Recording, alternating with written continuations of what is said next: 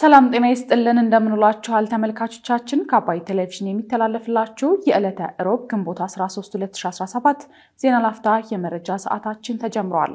አድማ ላይ ያሉ የጤና ባለሙያዎች ወደ ስራ ካልተመለሱ የሙያ ፍቃድ እስከ መንጠቅ የሚደርስ እርምጃ እንደሚወስድ ጤና ሚኒስቴር መግለጹን በትግራይ የተቋረጠውን የዳኝነት አገልግሎት ተከትሎ የክልሉ ጊዜያዊ አስተዳደር ዳኞቹ ወደ ስራ ገበታቸው እንዲመለሱ መማጸኑን እንዲሁም ለ6 ወራት በእስር ላይ የነበሩት 5 ኤርትራውያን ስደተኞች ከእስር መፈታታቸውን ጨምሮ ሌሎች መረጃዎችን ይዘንላችሁ ቀርበናል። ዜናዎቹን እየመራው ዳሩሰላም ተሾመ ከናንተ ጋር ቆይታ አደርጋለሁ። አብራችሁን ቆዩ።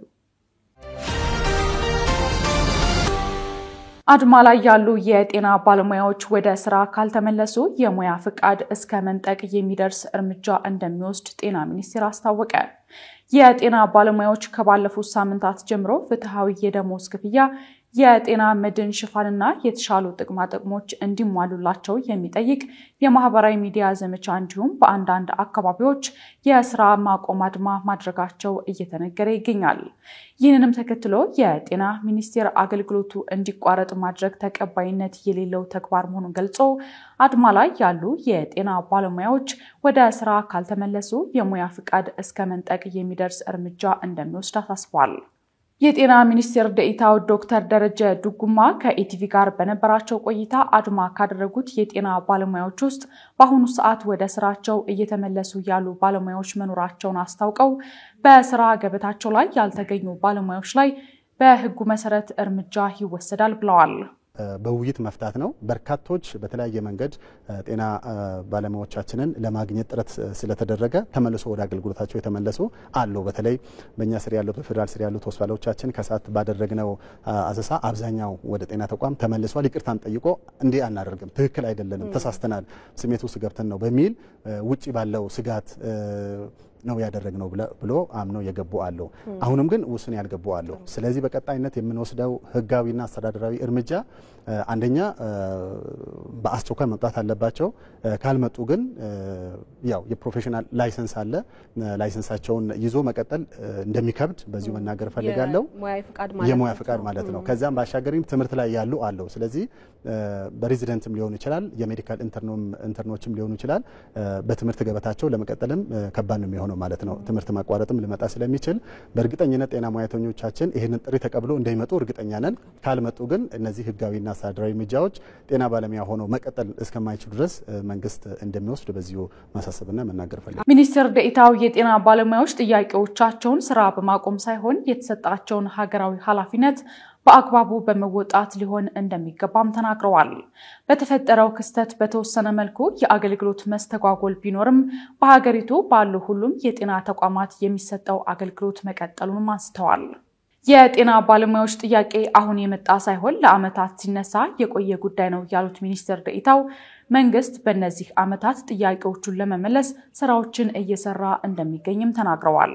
አንዱ በተለይ ከጤና አስተዳደር አዋጅ በቅርብ በህዝብ ተወካዮች ምክር ቤት ጸድቆ ወደ ስራ እንደገባ ይታወቃል። በዚህ ውስጥ ጤና ባለሙያዎችን የተመለከተ ትላልቅ አንቀጾችን እንዲደነገግ ተደርጓል። በተለይ ጤና ሙያተኞቻችን ነፃ የጤና አገልግሎት እንዲያገኙ ተቀምጧል። በሚቀጥለው አመት ወደ ስራ ለመግባት እየሰራን የምንገኘው ከዛም ባሻገር ከህክምና ስህተት ጋር ተያይዞ ከጥቅማ ጥቅም ጋር ተያይዞ በርካታ ጉዳዮች ጤና ሙያተኛው በቀጥታ የሚደግፉ የሚጠቅሙ በአዋጁ ውስጥ ተቀምጧል። ወደ ስራ እየተቀየረ ነው ያለው።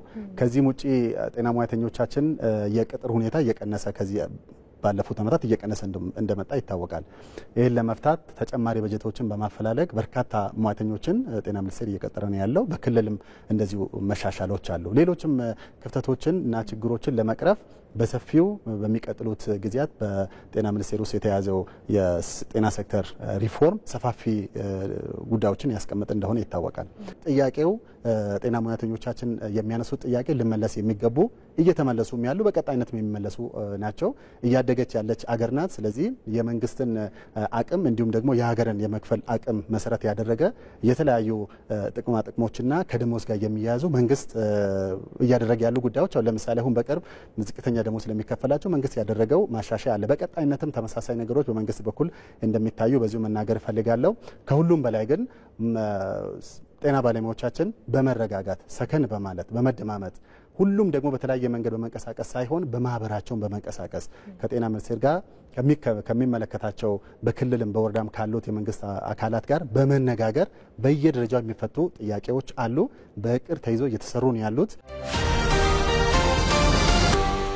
በትግራይ የተቋረጠውን የዳኝነት አገልግሎት ተከትሎ የክልሉ ጊዜያዊ አስተዳደር ዳኞቹ ወደ ስራ ገበታቸው እንዲመለሱ ተማጸነ። ባለፈው አርብ ግንቦት 8 2017 በመቀሌ ማዕከላዊ ፍርድ ቤት ዘውዱ የተባለች ሟች ላይ የተፈጸመ ወንጀል ለመዳኘት በተጠራው ችሎት ላይ የበዳይ ተጠርጣሪ ቤተሰቦች ችሎቱን ከመረበሽ በዘለለ በዳኞችና አቃቢ ሕግ ላይ መጥፎ ቃላት በመጠቀም መዛታቸውን ተገልጿል። በረብሻው ምክንያትም በዛው ቀን በተጠርጣሪዎች ላይ ሊሰጥ የነበረው የመጨረሻ ውሳኔ ተሰርዞ ለመጪው ሰኞ ማለትም ለግንቦት 18 2017 ዓ.ም ተለዋጭ ቀጠሮ ተይዟል። እነዚህና ሌሎች ስጋቶች አላሰራ ብለውኛል ያለው የትግራይ ዳኞች ማህበር በፍትህ አረጋጋጭ ዳኞች ላይ የሚታዩ ችግሮች ካልተፈቱ እስከ ስራ ማቆም የሚደርስ እርምጃ እንደሚወስድ ግንቦት 9 2017 ባወጣው መግለጫ አሳውቆ ነበር። ይህንን ተከትሎ ታዲያ ትላንት ግንቦት 12 2017 በመቀሌ ማዕከላዊ ፍርድ ቤት ደጃፍ በተለጠፈ ማስታወቂያ የትግራይ ዳኞች ላልተወሰነ ጊዜ የዳኝነት አገልግሎት ማቋረጣቸውን ተገልጿል። በላያችን ላይ ያንዣበበው የደህንነት ስጋት መፍትሄ እስከሚበጅለት ድረስ የመቀሌ ማዕከላዊ ፍርድ ቤትን ጨምሮ በሰባቱ ክፍለ ከተሞች የሚገኙ ዳኞችና ፍርድ ቤቶች ለጊዜው ማንኛውም የዳኝነት አገልግሎት መስጠት ማቆማቸውን በማስታወቂያው ላይ ተገልጿል። ይህንን ተከትሎ ትላንት ከሰዓት በኋላ የክልሉ ጊዜያዊ አስተዳደር ፍርድ ቤቶቹ መዘጋታቸው ማረጋገጡን ገልጾ ዳኞቹ ወደ ስራ ገበታቸው እንዲመለሱም ጠይቋል። ዳኞችና ፍርድ ቤት ለጠሩት ስራ የማቆም አድማ ምክንያት የሆነው ችግር ትኩረት ሰጥቶ እንደሚፈታ የገለጸው ጊዜያዊ አስተዳደሩ ዳኞች የህዝባዊ አገልግሎታቸውን እንዲቀጥሉ በመማጸን የተፈጠረው ችግር በአስቸኳይ አጣርቶ ለህዝብ ይፋ እንደሚያደርግ ቃል መግባቱን ተገልጿል። ለ6 ወራት በእስር ላይ የነበሩት 5 ኤርትራውያን ስደተኞች ከእስር ተፈቱ። ላለፉት 6 ወራት በዳባት በደባርቅና ጎንደር ከተማ ፖሊስ ጣቢያዎች በእስር ላይ የነበሩ 5 ኤርትራውያን ስደተኞች ከእስር መፈታታቸውን ተናግረዋል።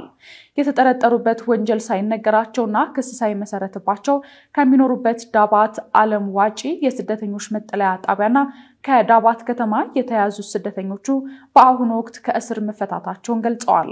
መሰረት ገብረ ስላሴ፣ እስማኤል አህመድን፣ ፍስሐይ ኪዳነ፣ መሐሪ አብርሃና ተስፋ ዓለም ክፍለ የተባሉ ኤርትራውያን ስደተኞች ከጥቅምት 8 እስከ ህዳር 26 2017 ዓ.ም ባሉት ቀናት መያዛቸውን ጠበቃቸው ገልጸዋል።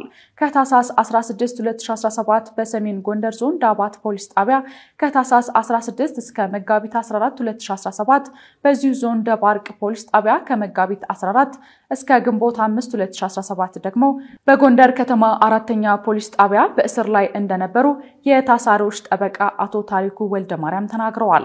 ከስደተኞች መካከል እስማኤል አህመድን በበኩላቸው ከሳሽና ጥያቄ ባለማግኘታቸው በጠበቃቸው አማካኝነት ራሳቸው ታሳሪዎች ጉዳያቸው እንዲታይላቸው ለአማራ ክልል ጠቅላይ ፍርድ ቤት ጎንደር ምድብ ችሎት ክስ ማቅረባቸውንና በችሎት ስለተጠረጠሩበት ሁኔታ የሚያስረዳ አካል ባለመቅረቡ ከፖሊስ ጣቢያ ባለፈው ሳምንት ወጥተው ወደ ቤተሰቦቻቸው መቀላቀላቸውን አስረድተዋል።